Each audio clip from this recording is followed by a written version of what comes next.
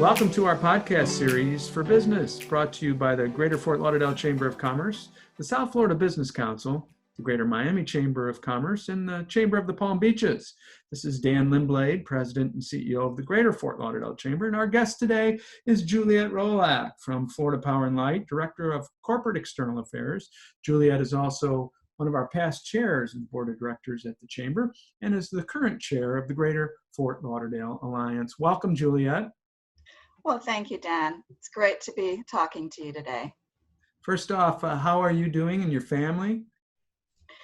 Really appreciate you asking. You know, as we all transition into this work from home mode and really social distancing, we appreciate just how much we value our relationships, you know. So even speaking to you now remotely, really brings home how much we miss seeing each other.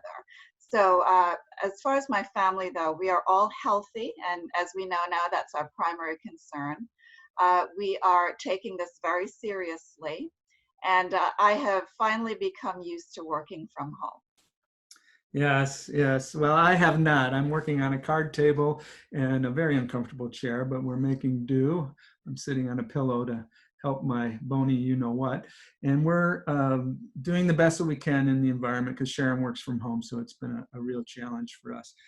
Let's get right into it. This pandemic has caused such great disruption throughout the world, such tragedy, death, and closing of businesses.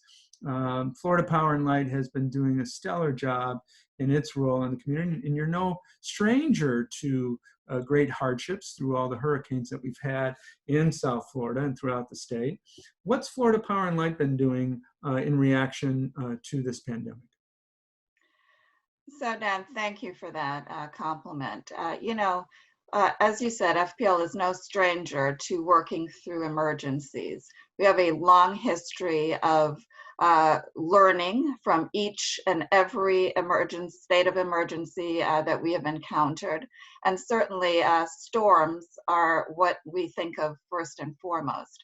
But this really is no different in that regard. The pre-planning, logistics, all the requirements of having a good response to an emergency really came to bear for this pandemic.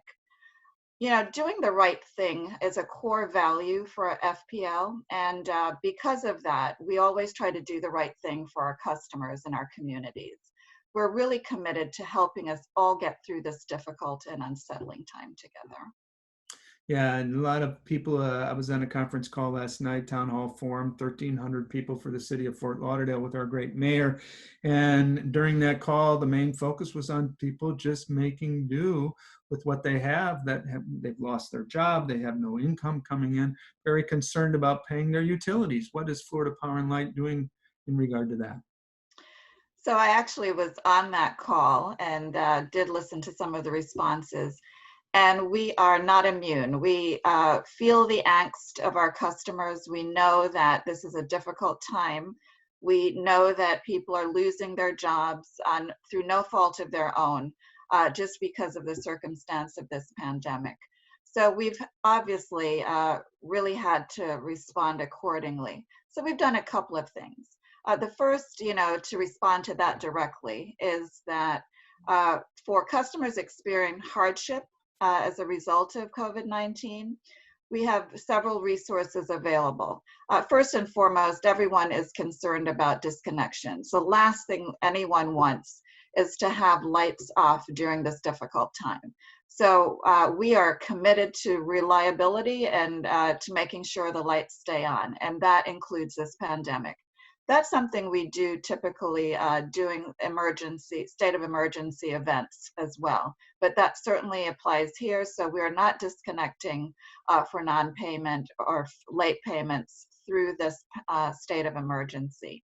The other thing is customers can go to fpl.com/help, which provides a lot of the resources from federal, state, and local authorities that they're able to look for to help.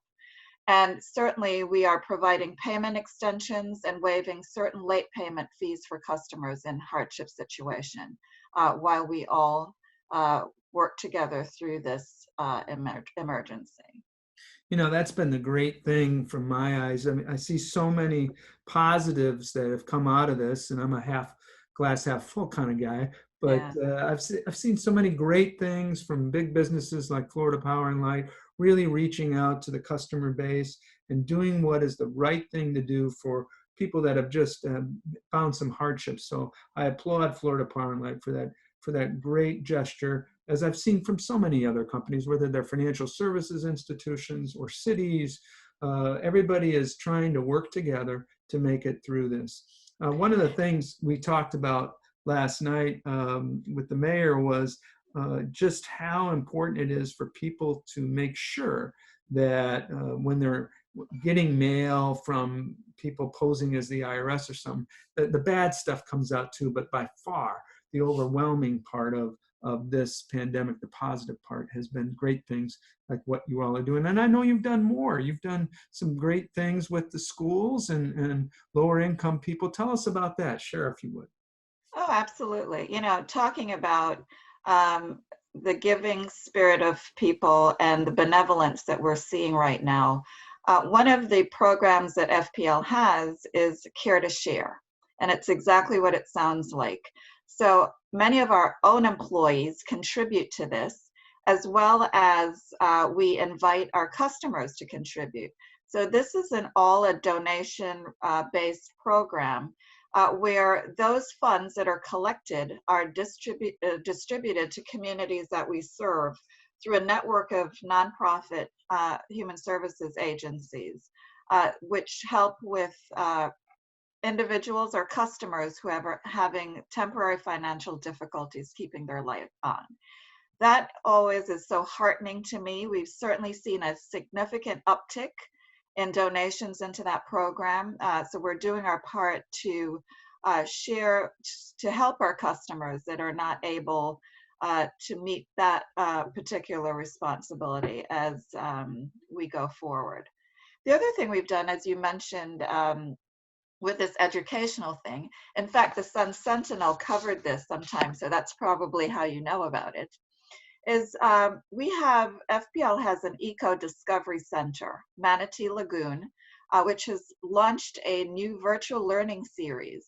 And it really expands educational opportunities and keeps our young folks and curious minds engaged while schools have transitioned to online learning. We know a lot of parents really want to assure that there is no lapse in their children's education, and this is certainly a supplement is what it is. So there are weekly videos and supplemental activities that are focused on manatee and marine conservation topics.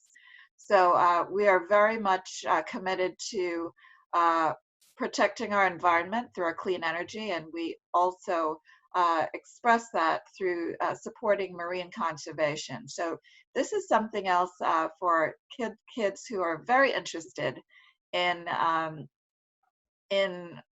clean energy and conservation to learn more. Thanks for bringing that up, and that's actually on Manatee Lagoon's website and easily found by going to that website.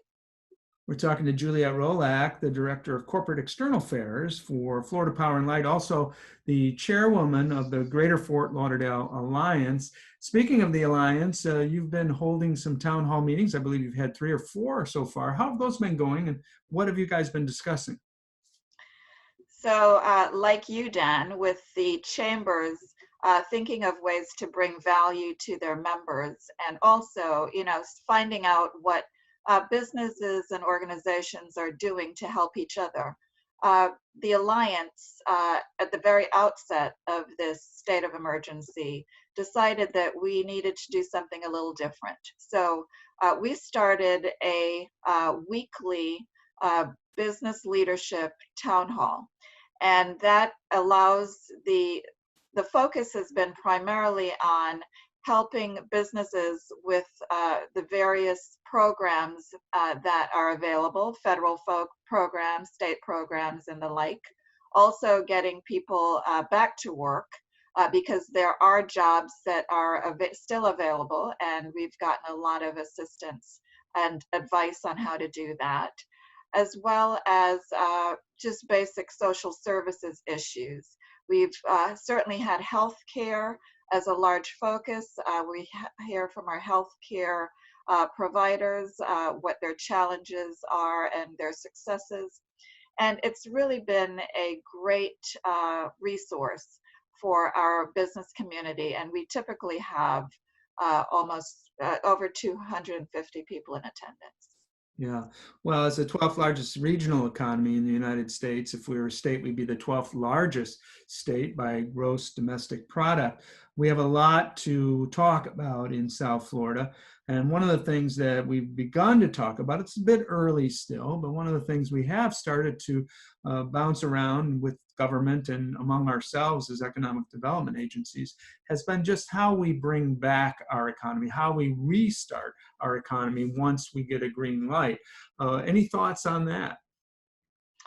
I do, Dan. So one of the things that I've observed, in fact, one of the things I am doing currently during the pandemic is keeping pace of all these emergency orders, right? Uh, the state and county and local cities orders. And what we find is that because of the cadence of these orders, I think our constituents have become a little confused on really what to do. And so I say that because one of South Florida has certainly become a center of the pandemic for the state of Florida. And I think that's in large part due to our population density and our just absolute fluidity between counties, right? There's really no county borders as far as this region is concerned. So I think first and foremost, we need to have some congruity in safety protocols throughout the three counties that we can count on. I know, for example, many of our FPL employees live in Miami-Dade and work in Broward, and similarly, many work in Palm Beach and live in Broward. So because of that, it's a practical example of why we need some congruity so that we all know what those protocols are, and we're to continue to protect ourselves as we go forward. That is the first thing that comes to mind. The other thing is to really pay attention to forecasts that this may, in fact,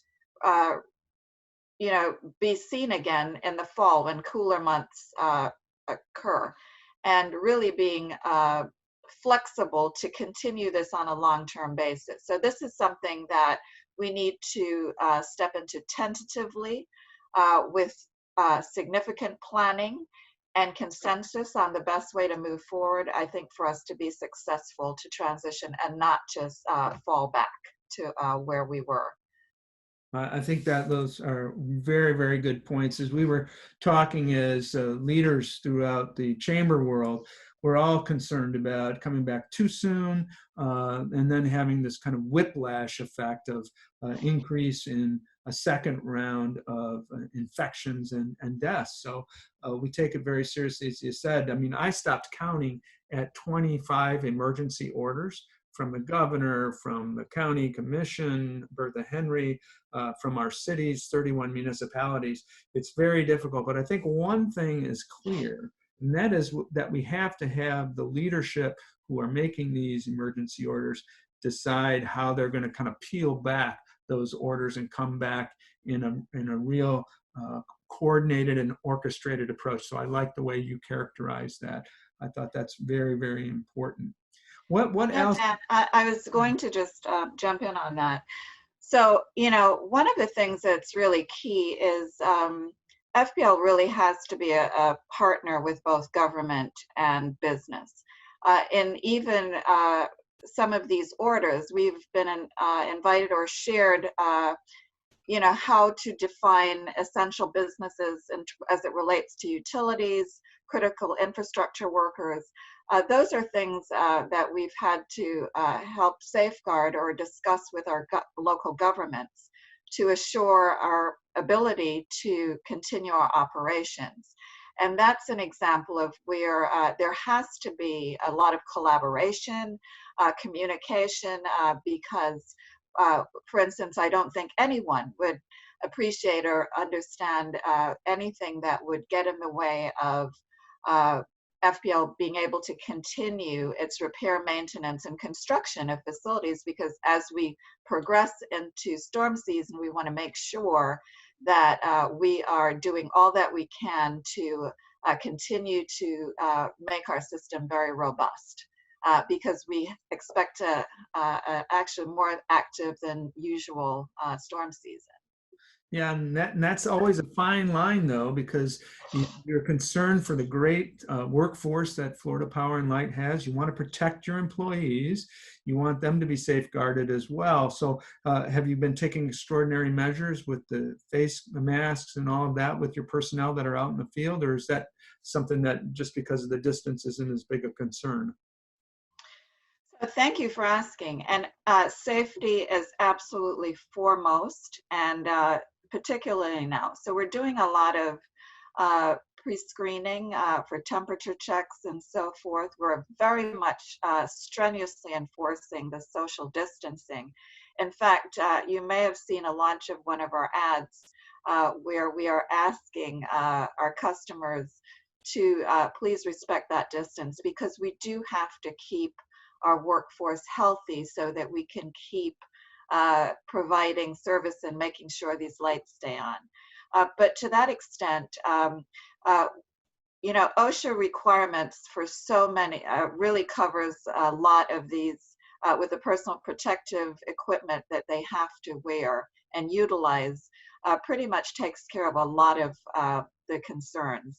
But our workers are very much being coached and advised, reminded on a continuous basis how important it is to adhere to these safety measures, particularly in light of the pandemic.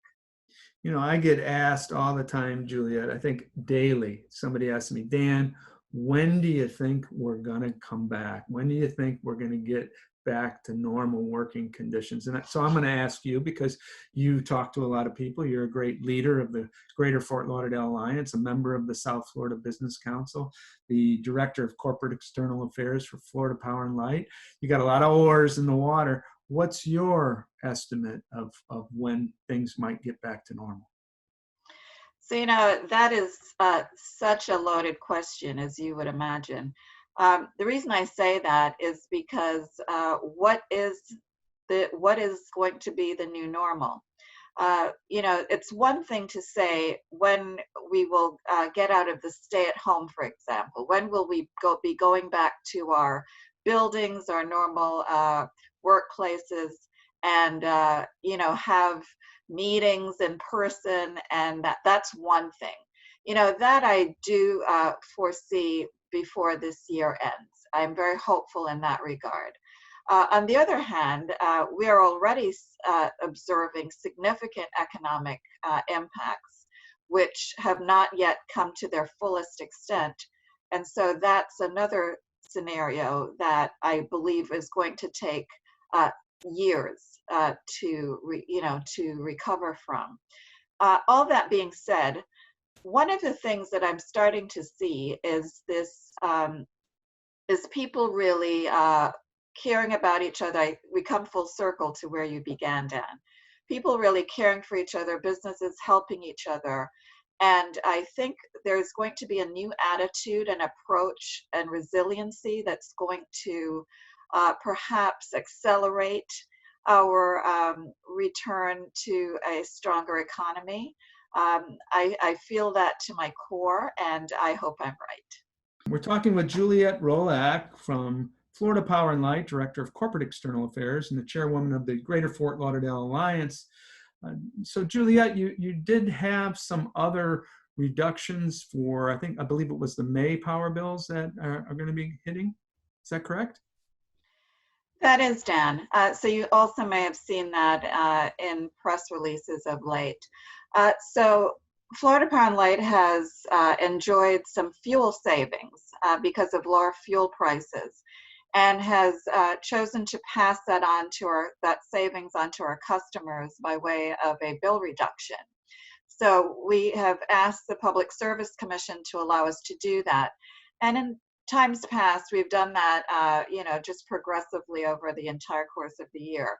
But we thought that during this particular time of challenge, financial challenge, that we would consolidate the entire savings into one bill, and that we expect to be with the May bill. I would say the residential customers or typical customers will see an at least a 25% discount in their bill. So it's a fairly sizable discount. And I think the timing is really strong on that. But our business community and commercial customers will also be enjoying an appreciable discount on their bills as well. Outstanding. Every little bit helps in this setting right now. Cash is king for all of us as we work through this pandemic.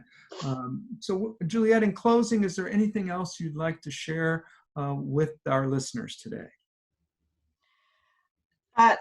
Dan, I think the one other thing I'd like to share is in line with FPL really doing the right thing and being committed to help our community.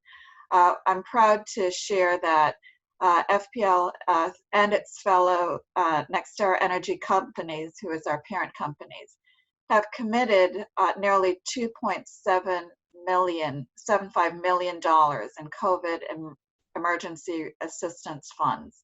And these monies are going to be distributed directly to those in need and to partner organizations working on the front lines of this crisis. It was immediate that we decided to do that, and I'm particularly proud of our company for doing that.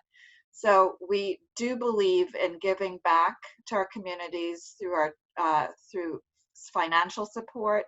We believe in giving back to our community through donating and volunteering on boards such as the Greater Fort Lauderdale Alliance and of course your chamber, Dan. And we also believe that we have to commit to our core function, and that is to keep your lights on. We've been talking with Juliet Roulhac, Director of Corporate External Affairs for Florida Power and Light. She is a past chair of the Greater Fort Lauderdale Chamber of Commerce. Florida Power and Light's a Chairman's Circle member at the Chamber, and we appreciate all of your partnership over the years. And of course, the years of service and working with you, Juliet, has been such a great honor for me. Well, thank you, Dan, and keep doing great things at the Chamber. This is, again, as I said, another great benefit for our members. Thank you, Dan. You've been listening to podcast series for business brought to you by the Greater Fort Lauderdale Chamber of Commerce, the South Florida Business Council, the Greater Miami Chamber of Commerce, and the Chamber of the Palm Beaches. This is Dan Lindblade. Stay tuned for more podcasts for business.